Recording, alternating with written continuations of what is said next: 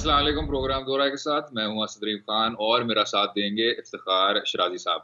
Quarantine transmission जारी है, लेकिन कुछ क्वारंटीन से ताल्लुक रखने वाली जो पॉलिसीज हैं उनको शायद लिफ्ट किया जाए।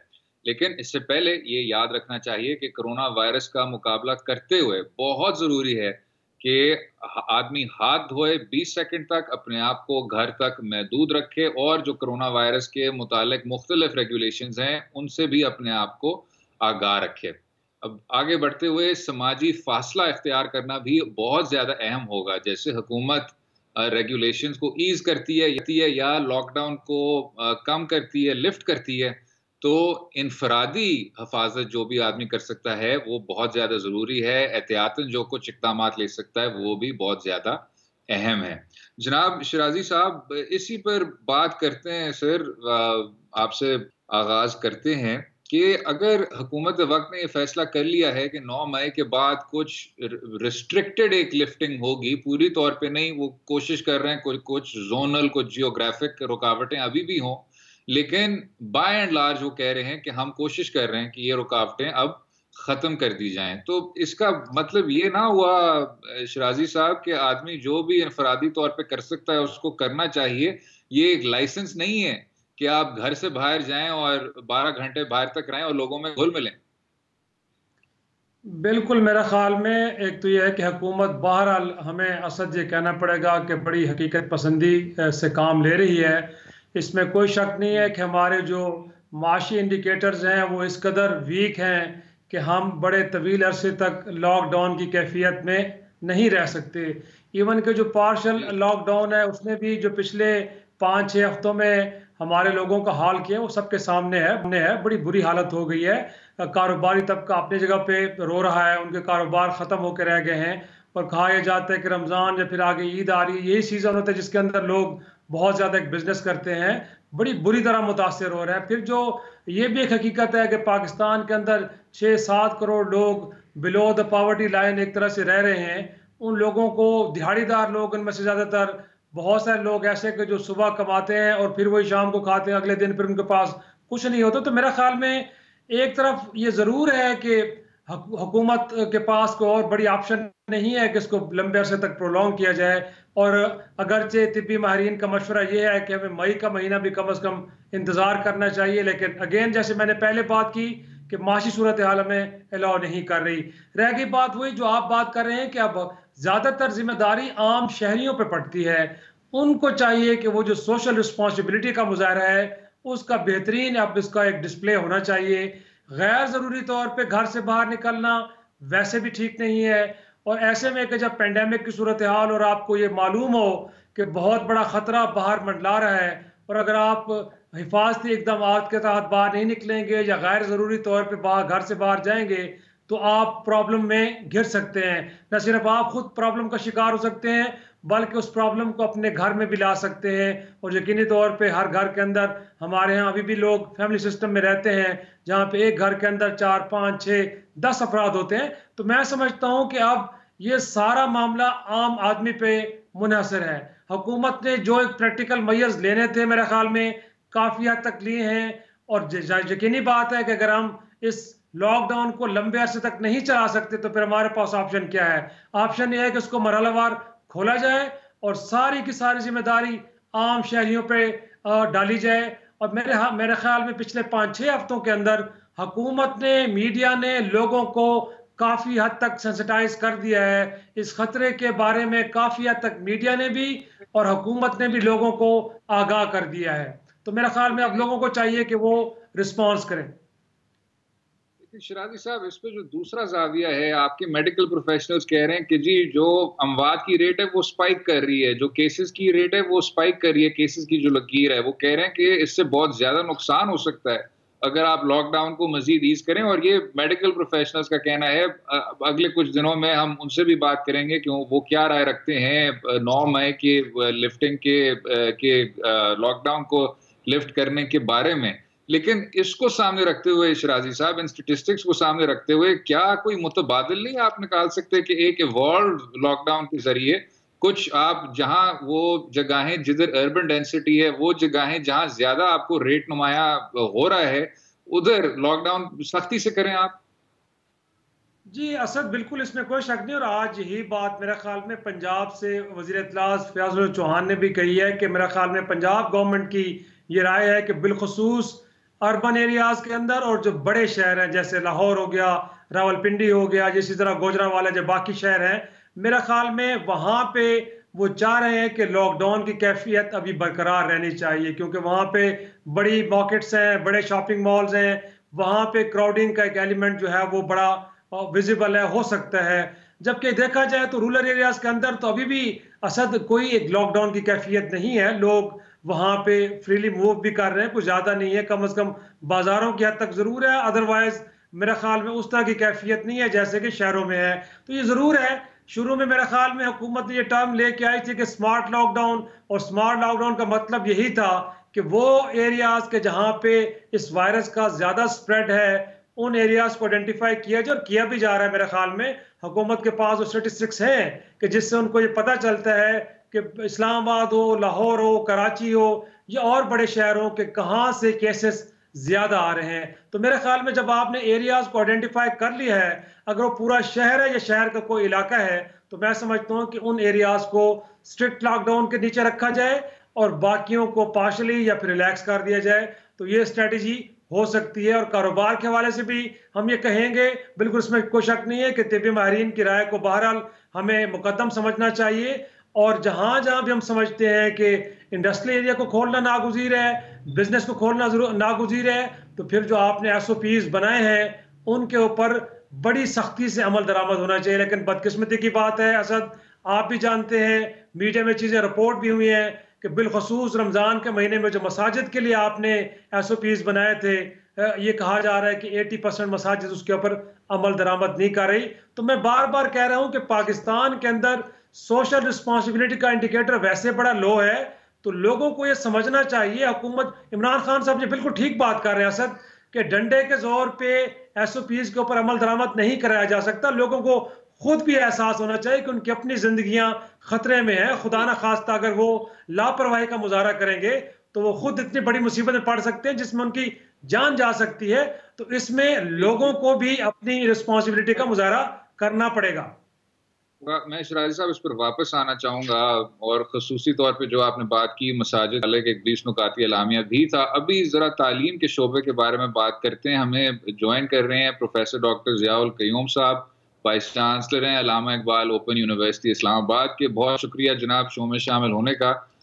پروفیسر ضیاء صاحب یہ بتائیے گا کہ آپ کا تجربہ کیا رہا ہے، جو کچھ پابندیاں لگائی گئی ہیں تعلیمی اداروں پر، اور اب یہ بھی کہہ دیا گیا ہے حکومت وقت کی جانب سے کہ 9 مئی کے بعد لاک ڈاؤن لفٹ تو ہوگا لیکن تعلیمی ادارے 15 جولائی تک بند رہیں گے۔ آپ کا تجربہ کیا رہا ہے، اور اگلا جو ایکیڈیمک ایئر ہے اس پر کیا اثرات دیکھنے کو ملیں گے؟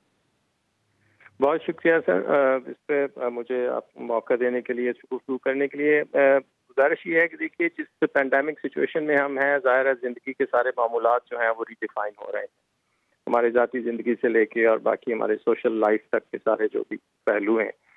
اور تعلیم اور صحت میں عمومی طور پہ یہ کہتا ہوں، اور آپ اتفاق کریں گے کہ یہ دو ایسے شعبے ہیں جو سب سے زیادہ افیکٹ ہوتے ہیں جب بھی کوئی کیٹاسٹرافک سچویشن اس طرح کی آتی ہے۔ ہم نے جو پہلی سچویشن رہی، میں کچھ بھی رائے اپنی دینے سے پہلے یہ کہوں گا کہ دیکھیے ظاہر ہے جان سے زیادہ اس کو بچانے سے زیادہ بڑی ذمہ داری اور کوئی نہیں ہو سکتی۔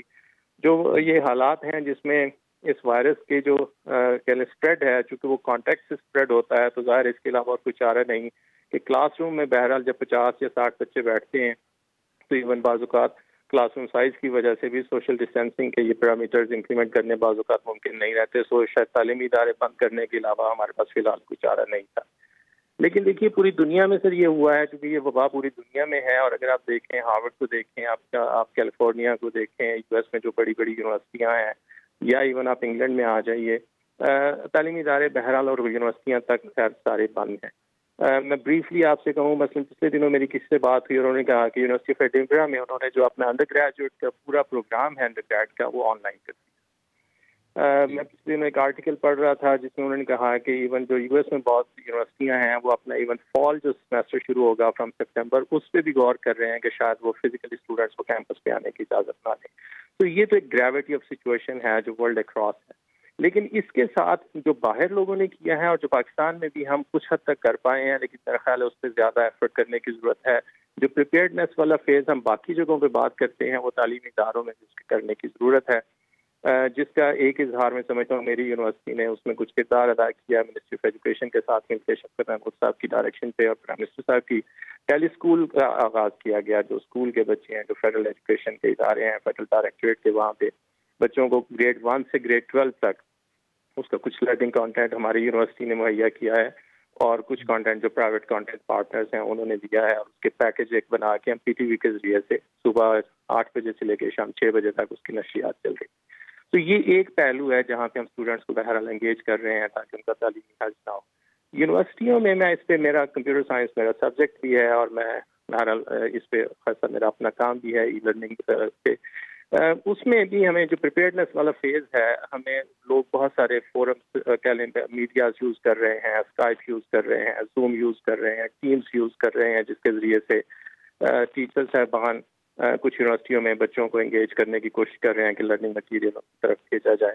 ایک اسٹاپ گیپ ارینجمنٹ کی حد تک تو یہ بات درست ہو سکتی ہے، لیکن میرا خیال یہ ہے کہ ہمیں اسپیسیفکلی ڈیزائنڈ اپلیکیشنز کو ایکوائر کرنا چاہیے، وہاں پہ اپنی یونیورسٹیوں میں لے کے آنا چاہیے، جو نہ صرف کوالٹی آف ایجوکیشن کو سرٹن کر سکیں، کیونکہ اس میں جو اکیڈیمک ایکٹیویٹیز ہیں ان کی آڈیٹنگ اور مانیٹرنگ کے پروویژنس موجود ہوتے ہیں، لیکن اسی کے ساتھ جو کنٹینٹ ہم فیس ٹو فیس موڈ میں پڑھا رہے تھے وہ منوان اسی طرح سے ایک آن لائن موڈ میں نہیں پڑھایا جا سکتا، اور ان اساتذہ کرام کی ٹریننگ بھی ریکوائرڈ ہے اس طرح کا کنٹینٹ ڈیلیور کرنے کے لیے، اور پھر اس طرح کا کنٹینٹ بنایا جائے.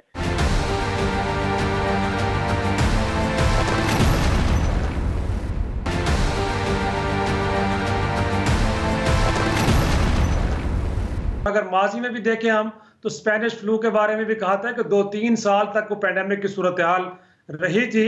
تو آپ کیا سمجھتے ہیں، آپ فاصلاتی نظام تعلیم سے وابستہ ہیں، تو کیا ہمیں ایجوکیشن سسٹم کو بھی ری ڈیزائن کرنا پڑے گا؟ اور جو آپ ٹیلی اسکول کی بات کر رہے ہیں سر، یہ اتنا انٹریکٹیو تو نہیں ہے. جب بچوں کی کیوریز ہوں گے، ان کے سوال ہوں گے، ان کے جواب وہ کیسے لے پائیں گے؟ پھر ہم کہتے ہیں کہ لیبارٹریز کے اندر جو تجربے مختلف سائنسز کے کرنے ہوتے ہیں، فزکس ہے، کیمسٹری ہے، بایولوجی ہے، دیگر اس طرح کے جو مضامین ہیں، تو ان کا انتظام پھر کیسے ہوگا؟ تو آپ کو کیا لگتا ہے کہ کیا مشکلات ان کو کیسے حل کیا جا سکتا ہے؟ دیکھیے سر، اگر ہم اس کو یہ پینڈیمک اور اس کی جو مسائل ہیں وہ اپنی جگہ پہ، ہمیں اس میں سے بھی بہرحال اپرچونیٹیز تلاش کرنے کی ضرورت ہونی چاہیے. اور میں جس ڈومین میں ہوں، آپ نے بڑی مناسب اور ریلیونٹ پرٹیننٹ بات کی ہے سر، کہ ایک تو یہ ہے کہ میں فاصلاتی نظام تعلیم میری یونیورسٹی کا پرائمری مینڈیٹ ہے. ایون ہم نے اپنے آپ کو ایوالو کیا ہے. پہلے ہم پرنٹڈ مٹیریل، آج سے کچھ عرصہ پہلے تک ہم بھیجتے تھے بچوں کو پرنٹ کر کے، ہم نے اس کو ڈیجیٹائز کیا ہے. ہم نے ایک لرننگ مینجمنٹ سسٹم یونیورسٹی میں ایوالو کیا، اور جس ٹیلی اسکول کی ایک دقت کا آپ نے اظہار کیا، بالکل درست بات ہے، جس پہ پہلے دن ہم نے بھی سوچا کہ یہ ٹی وی پہ جو بھی اس طرح کی ٹرانسمیشنز ہیں وہ سنکرنس موڈ میں کبھی بھی کمیونیکیشن نہیں ہے.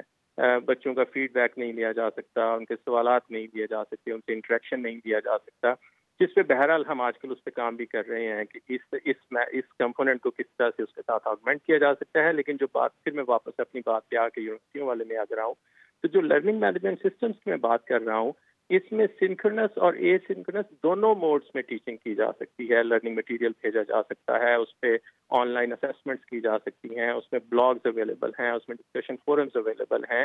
تو انٹریکشن کے مینز اور میکنزمس بھی اویلیبل ہیں.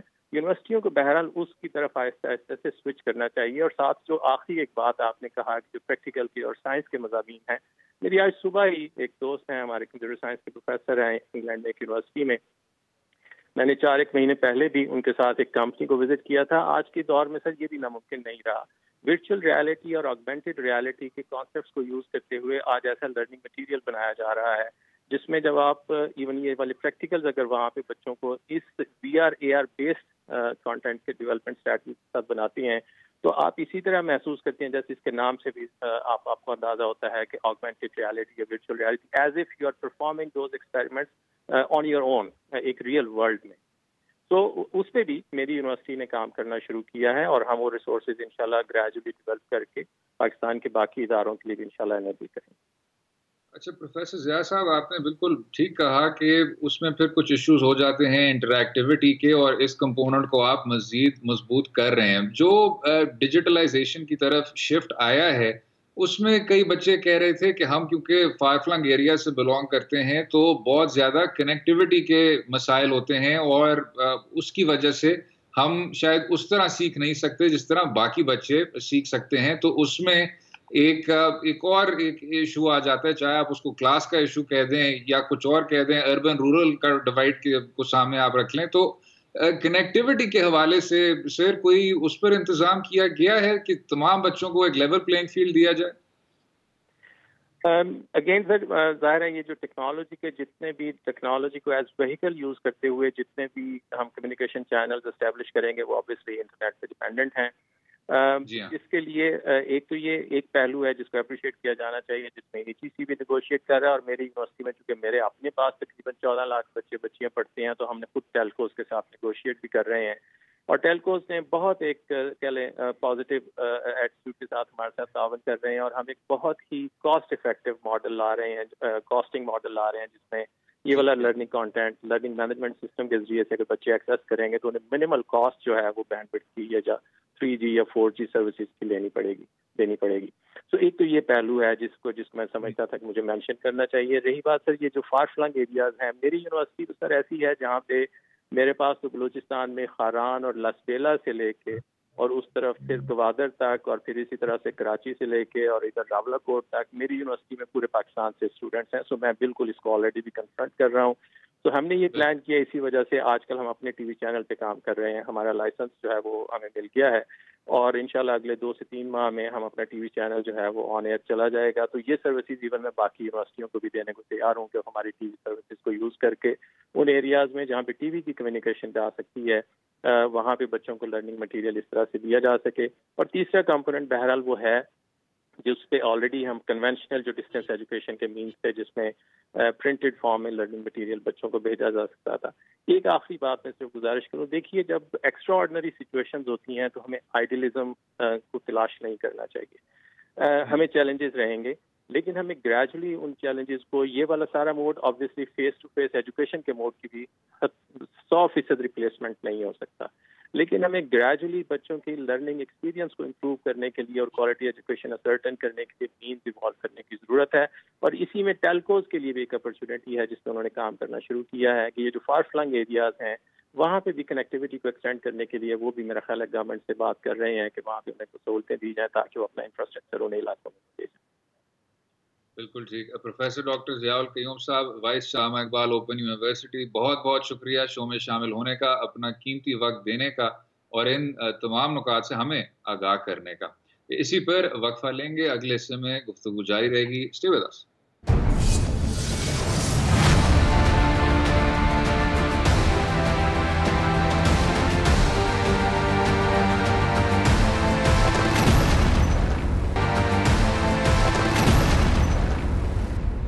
دورہ تعلیم کے شعبے سے ہٹ کے بات کریں گے ان تمام پاکستانی شہریوں کی جو سمندر پار کوشش کر رہے ہیں پاکستان واپس آنے کی، اور حکومت وقت کے کو بھی کئی تجاویز دی ہیں. ہمیں جوائن کر رہے ہیں اکرام قریشی صاحب جو کہ چیئرمین ہیں پاکستان اوورسیز امپلائمنٹ پروموٹرز ایسوسی ایشن کے. بہت بہت شکریہ اکرام صاحب شو میں شامل ہونے کا.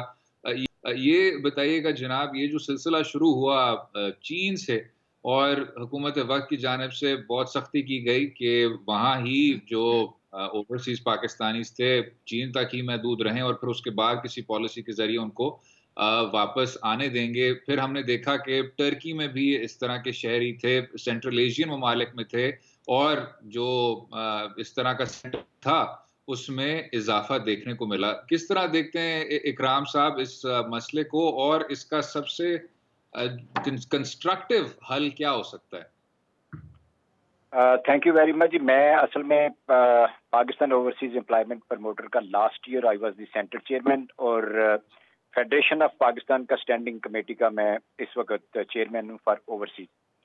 اچھا، اس میں دیکھیں GCC ممالک میں بہت بڑی ورک فورس ہے پاکستانیوں کی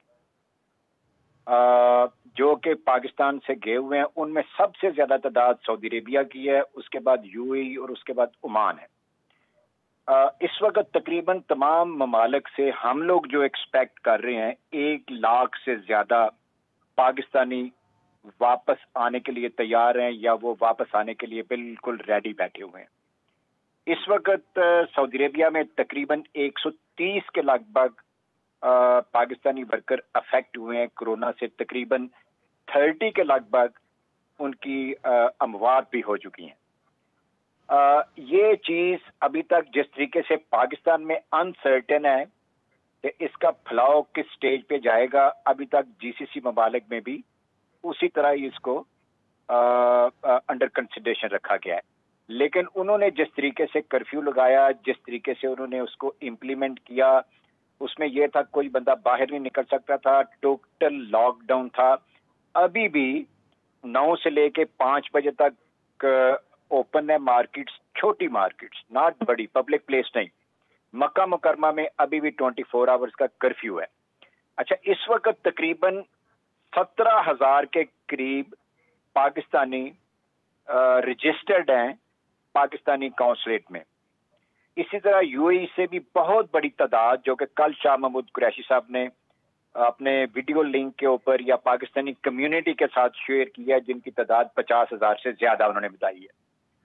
اچھا، رجسٹرڈ لوگوں میں زیادہ تر ان لوگوں کو انہوں نے پریورٹی دی ہے جو سخت بیمار ہیں، کچھ لوگ ڈیالسس پہ ہیں، کچھ لوگ فیملی ویزے پہ ہیں، کچھ لوگ سکیٹرڈ فیملیز پہ ہیں، کچھ لوگ وہ ہیں جو بالکل جن کی وہ اپنا کہہ لیں کہ بزرگ ہیں، جو چل پھر نہیں سکتے، ان کو انہوں نے پریورٹی دی ہے۔ لیکن اس حالات میں ابھی تک ہم ویٹ کر رہے ہیں، جو دہاڑی دار ہیں، جو مزدور ہیں، جو آزاد ویزوں کے اوپر گئے ہوئے ہیں، ان کی تعداد اس سے کہیں زیادہ ہے۔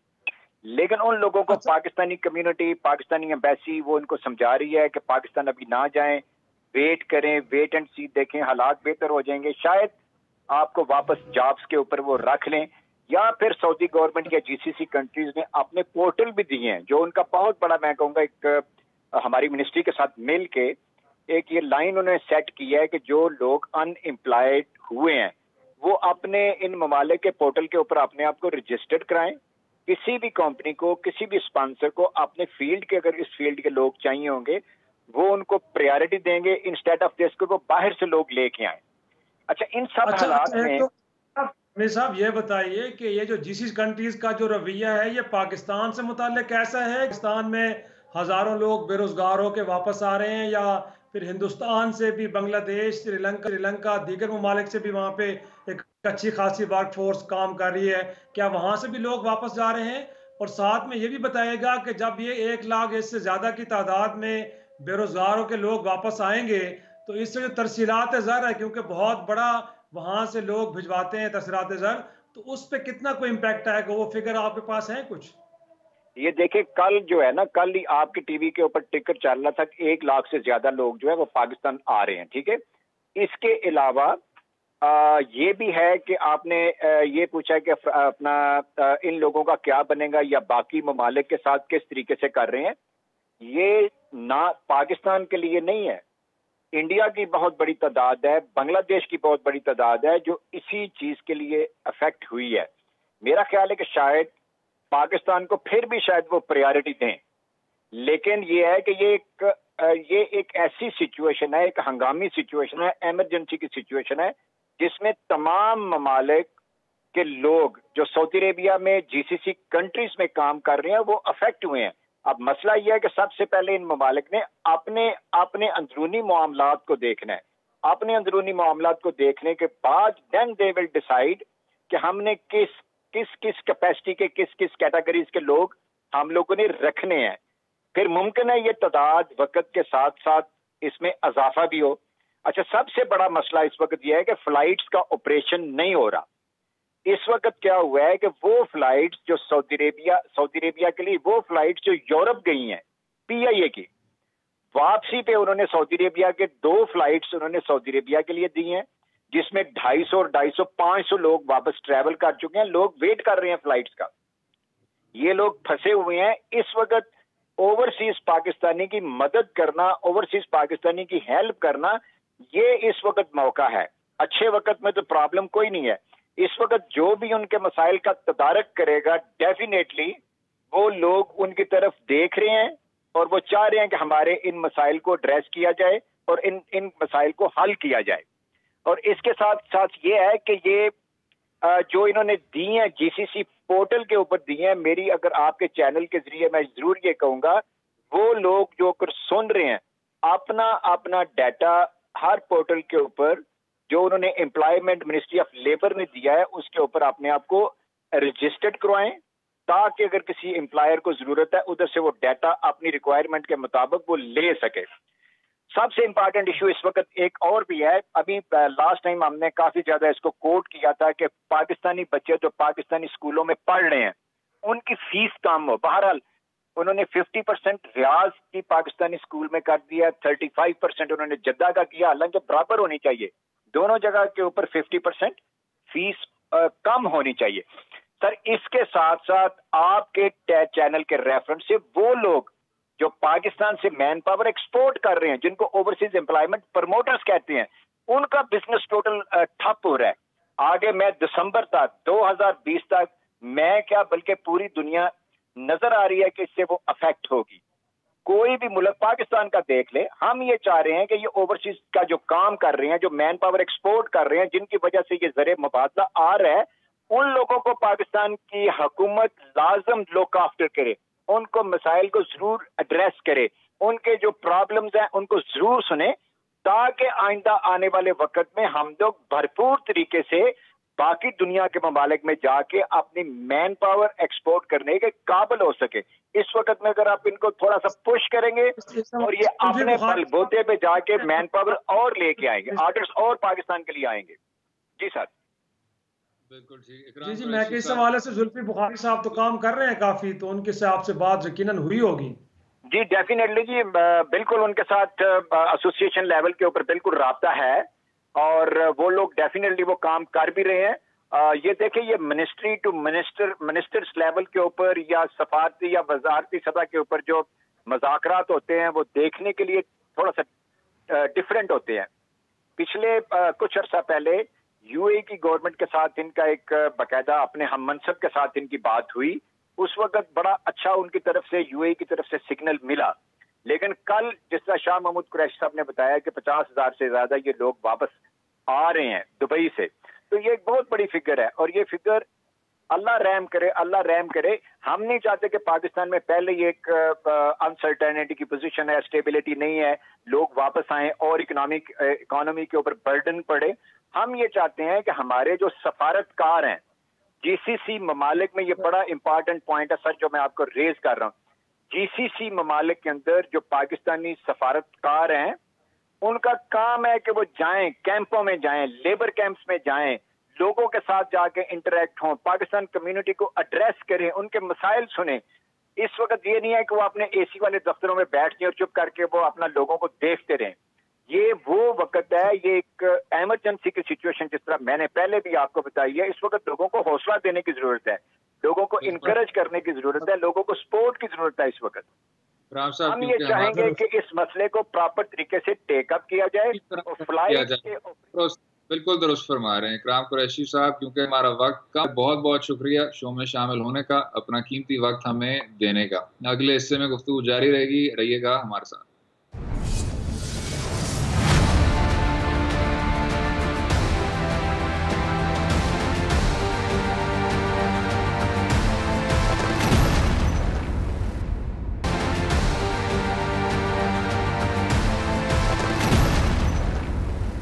वेलकम बैक टू दो राय। कौमी असम्बली का 21वीं इजलास 11 मई को होगा और ये सदर पाकिस्तान ऐलान कर चुके हैं। मौजू यही होगा कि कोरोना वायरस की वबा से मुकाबला किस तरह किया जाए, और हुकूमत वक्त ने हिज़्ब इख्तिलाफ के नुमाइंदों से ये इत्तफाक किया कि इस सेशन को एक बराह रास्त सेशन होना चाहिए और लाइव जो टेक्नोलॉजी के ज़रिए नहीं होगा। शिराजी साहब, जो आपके वजीर साइंस और टेक्नोलॉजी हैं, वो तो कुछ देर से कह रहे हैं कि ये भी आप कनेक्टिविटी के जरिए कर सकते थे, ऑनलाइन कर सकते थे। आप बहुत ज़्यादा मुतबादिल थे जिनके ज़रिए आपके जो मुंतखब नुमाइंदे हैं वो अपने आप को भी महफूज रख सकते थे। शायद ऐसी सिचुएशन को अवॉइड करना بہتر ہوتا. کس طرح دیکھتے ہیں جناب؟ وہ تو یہی کہہ رہے ہیں کہ جی ہم قوم کے منتخب نمائندے ہیں اور ہم اسی موضوع پر بحث کریں گے اور اسی موضوع کے متعلق کوئی لاہ عمل طے کرنا چاہیں گے کہ کرونا وائرس کا مقابلہ کیا جائے. ایک تو بالکل آپ ٹھیک کہنے کا، ڈیجیٹل گیجٹس جو ہیں وہ دنیا بھر میں اب استعمال ہو رہے ہیں، اور اگر دیکھا جائے تو برٹش پارلیمنٹ یا یورپ کی اور دیگر پارلیمان نے بھی اسی طریقے سے اپنے اجلاس منعقد کیے ہیں. اور میرا خیال میں کہ ایسے میں کہ جب سوشل ڈسٹینسنگ کو میک شور کرنا ہے اور کراؤڈ کو اوائڈ کرنا ہے، تو میرے خیال میں ان ٹیکنالوجیز کا یہی وقت ہوتا ہے استعمال کا. تو وہ تو خیر ظاہری سی بات، اس کو اپوزیشن نے کوئی زیادہ سیریسلی نہیں لیا، لیکن اس سے بڑھ کے حسرت بات یہ ہے کہ اس وقت جو اہم فیصلے تھے وہ تو لے لیے گئے ہیں.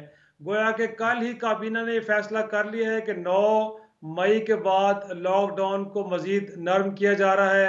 مارکیٹس کھل رہی ہیں، 5 دن تک کھلی رہیں گی، اس کے بعد باقی معاملات کے اوپر بھی ڈیسیجن لے لیے گئے. تو اب پارلیمان اگر آ بھی رہی ہے، اس کا اجلاس ہو بھی رہا ہے، تو وہ کیا ڈسکس کرنے آ رہے ہیں؟ کیا وہاں پہ کوئی فیصلے ہونے ہیں؟ لگتا تو نہیں ہے کہ کوئی فیصلے ہوں گے. اس کا مطلب ہے کہ الزام تراشی کا ایک دوسرے خلاف تقاریر کرنے کے علاوہ تو اس اجلاس کا مجھے کوئی مقصد نظر نہیں آ رہا.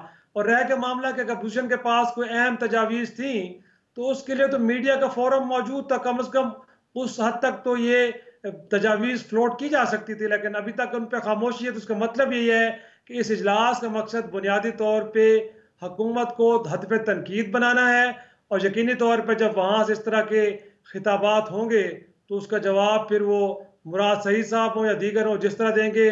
ماضی میں ہم دیکھ چکے ہیں تو آپ بھی دیکھیں گے. لیکن جناب آپ نے اگر ایک پلیٹ فارم بنا لیا ہے تو جس طرح کچھ آپ کے ماضی میں آپ کے کچھ اپوزیشن لیڈر تھے وہ بھی یہی کہا کرتے تھے کہ پارلیمان ہے، ایک ڈبیٹنگ کلب نہیں ہے. تو ڈبیٹنگ کلب سے ہٹ کے آپ کو کچھ تعمیری پالیسیاں لے ڈاؤن کرنی ہوں گی. اور جو دوسری بات ہے شرازی صاحب، جس پر شاید کوئی فوکس اس طرح نہیں کرتا، ان لوگوں کا منتخب ہونے کا مقصد صرف ایک ہے اور وہ یہ ہے کہ وہ قانون سازی کر سکیں. اس حکومت نے چاہے وہ کرونا وائرس سینٹرک ہو چاہے جو بھی ہو، قانون سازی کے حوالے سے جو بھی کیا وہ اپنی جگہ، لیکن جیسے آپ نے کہا سارے اہم فیصلے تو لے لیے گئے ہیں. کیا یہ امید ہم کر سکتے ہیں کہ جب 11 مئی کو آپ اس طرح کا سیشن کریں گے تو مساجد کے انتظامیہ پہ ہم نے گہری تنقید کی اس شو پہ بھی، اور سیاسی حلقوں سے بھی اس طرح کے آراء سننے کو ملے؟ کیا پارلیمنٹ میں آپ اول تو سماجی فاصلہ کے جو ریگولیشنز ہیں وہ اپنائیں گے؟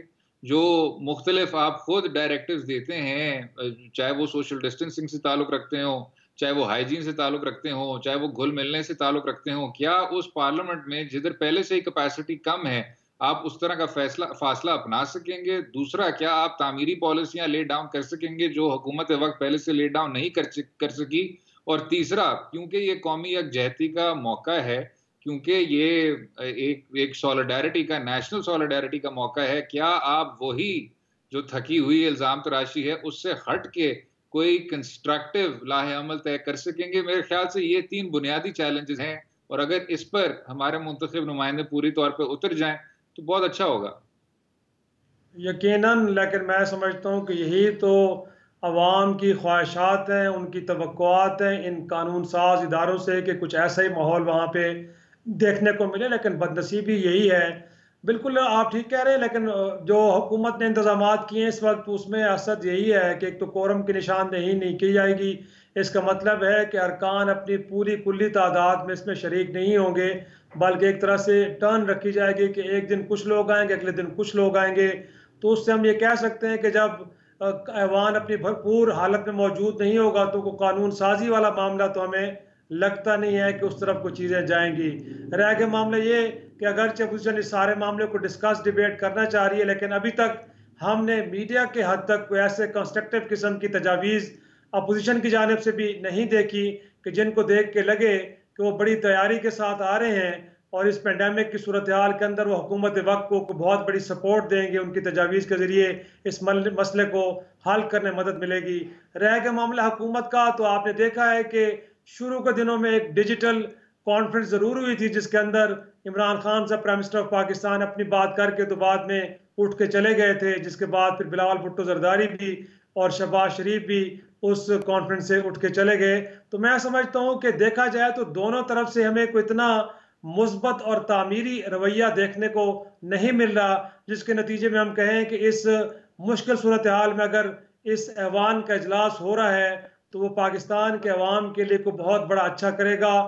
مجھے تو خدشہ وہی لگ رہا ہے جس کا اظہار میں پہلے بھی کر چکا ہوں کہ ایک الزام تراشی اور الزام اور جواب الزام ہوگا، اس سے بڑھ کے نہیں ہوگا. اور مجھے تو لگتا ہے کہ اس اجلاس میں کورونا سے زیادہ کہیں چینی آٹے کا بحران، اسی طرح دیگر ایشوز کے اوپر زیادہ بات ہو رہی ہوگی، یا کریکٹر اسیسینیشن ضرور ہو رہی ہوگی، لیکن جو ایکچوئل پرابلم ہے جس کے اوپر اجلاس بلایا گیا شاید اس کے اوپر بات جو ہو وہ 10% 20% ہوگی، 80% کسی اور معاملات کے اوپر گفتگو ہوگی.